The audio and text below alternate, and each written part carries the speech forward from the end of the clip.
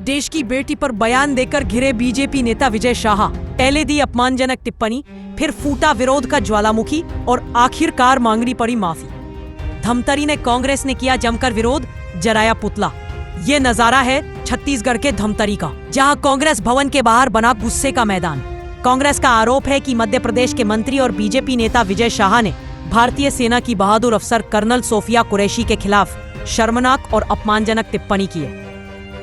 जिन्होंने हमारी बेटियों के सिंदूर उजाड़े थे, वही कटे पिटे लोगों को हमने उन्हीं की बहन भेज करके उनकी ऐसी की तैसी करवाई। एक बार मोदी जी के लिए जोरदार ताली बजाएं। उन्होंने कपड़ा उतार के हमारे हिंदुओं को मारा और मोदी जी ने उनकी बहन को उनकी ऐसी की तैसी करने हमारे जहाज से उनके घर।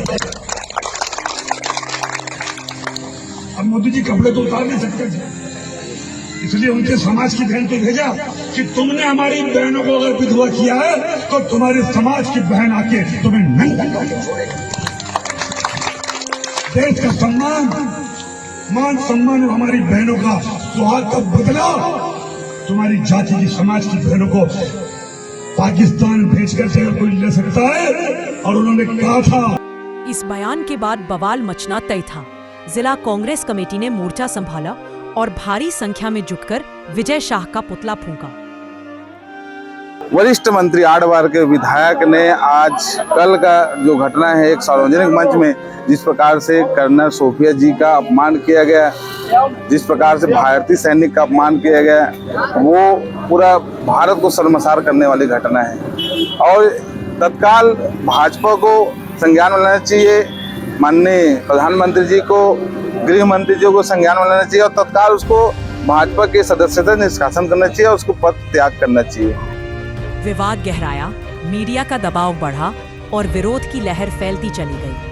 तब जाकर विजय शाह को अपने शब्दों पर पछतावा हुआ और उन्होंने माफी मांगते हुए सफाई दी कि उनका इरादा किसी का अपमान करना नहीं था। मैं विजय शाह हाल ही में मेरे दिए गए बयान से हर समाज की भावना आहित हुई है, उसके लिए मैं दिल से न केवल शर्मिंदा हूँ, दुखी हूँ, बल्कि माफी चाहता हूँ। हमारे देश की वो बहन सोफिया कुरैशी राष्ट्र धर्म निभाते हुए जाति और समाज से ऊपर उठकर उन्होंने जो काम किया है वो हमारी सगी बहन से भी ऊपर सम्मानित है। हमारी सेना और हमारे सोफिया बहन के साथी जितने भी जिन्होंने हमारी उन बहनों का बदला लेने के लिए, हिंदुस्तान का मान सम्मान रखने के लिए और हमारे विरोधियों को धूल चटाई है, मैं उनका सम्मान करता हूँ। हाल के भाषण में जब मेरी इच्छा और मनसा यही थी कि मैं उनके बात को अच्छे से समाज के बीच में रखूं, लेकिन दुखी और विचलित मन से कुछ शब्द गलत निकल गए, जिसके कारण आज मैं खुद शर्मिंदा हूं और पूरे समाज से और समुदाय से माफी मांगता हूं।